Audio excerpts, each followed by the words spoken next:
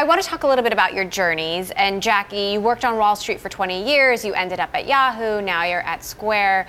What has been the most important part of that journey? So I was so lucky. I started at Goldman Sachs when it was a small private partnership, and I learned three things that I have taken with me for my entire life: teamwork, professionalism, and mentorship. And those are issues that have come with me on the journey of building a company, helping to make your peers and colleagues successful, and they really have had an impact in the way that I think about growing my own career. You know, mentorship, for example, I had 4 mentors at Goldman Sachs who have stayed with me throughout my entire career, even for Square, where one of them was called on as a reference by one of our directors. And so it's wonderful to be able to draw on people who make such an impact on your career as mentors, as friends, and as people who push you to be better than you think you can be. Square has an incredible bench of female executives with real power. And Erin, you are also one of them, small business education lead. You know, and your story is also fascinating in that you co-founded a sushi restaurant before you joined Square. How does a sushi restaurateur, you know, start running small businesses at Square? Sure. So I had a background in small business, believe it or not, even more non sequitur in the nonprofit space with a blended retail model. And I learned about how much small business meant to communities, having a safe place, a place where people could come, a third place and convene, and what an asset it was for neighborhoods. So that really spurred me and my husband, Tim, to open our own restaurant, to create that hub. And it was part of what attracted me to Square as a Square seller. So I knew that I could really contribute and be a part of things there. What does a small business education lead do? So I collaborate with small business advisory groups around the country, folks like the Small Business Administration, the U.S. Chamber, and I work with small business owners all across America. Jackie, you run Square Capital and you're also Chief People Officer, you know, in an industry that is starved of women. You know, what are you doing at Square to build diverse teams and to create an inclusive environment? I think the most important thing we started with is inclusion. So how do people feel once they're at Square? And can we create an environment that makes people feel comfortable and then also helps them thrive?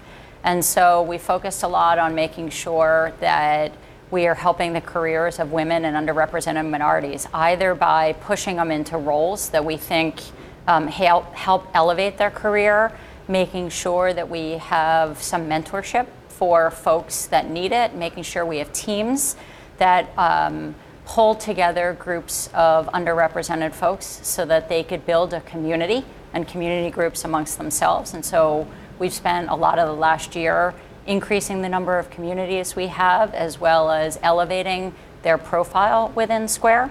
And so we've tried to make it just a wonderful place to work. What do you think it is about Square or about Jack Dorsey that has enabled, you know, so many women leaders, at least, to thrive there?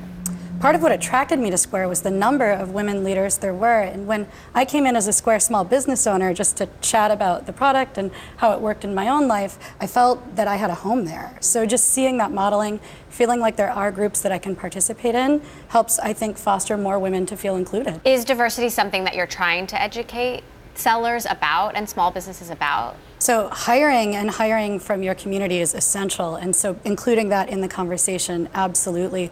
Also thinking about other places where there are skilled workers. That's an issue that comes up often, is the challenge of finding a skilled labor force. So helping people identify in their own backyard where that exists. So Jackie, give us an update on Square Capital. I know you've been testing consumer loans. Any update on when you'll be offering loans more broadly? Sure. So we've now achieved over $2.5 billion of loans facilitated by Square Capital. So we're super proud of that.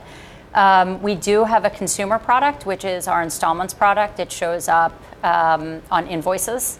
And you could see us evolve that product over time, both across geographies, because we're not in 50 states today, but also across the breadth of other products that Square offers. Square has sort of become a Bitcoin play, you know, after you guys said you would focus on building an app that would accept Bitcoin. Do you think that Bitcoin will become, or cryptocurrency in general, will become a big part of the business?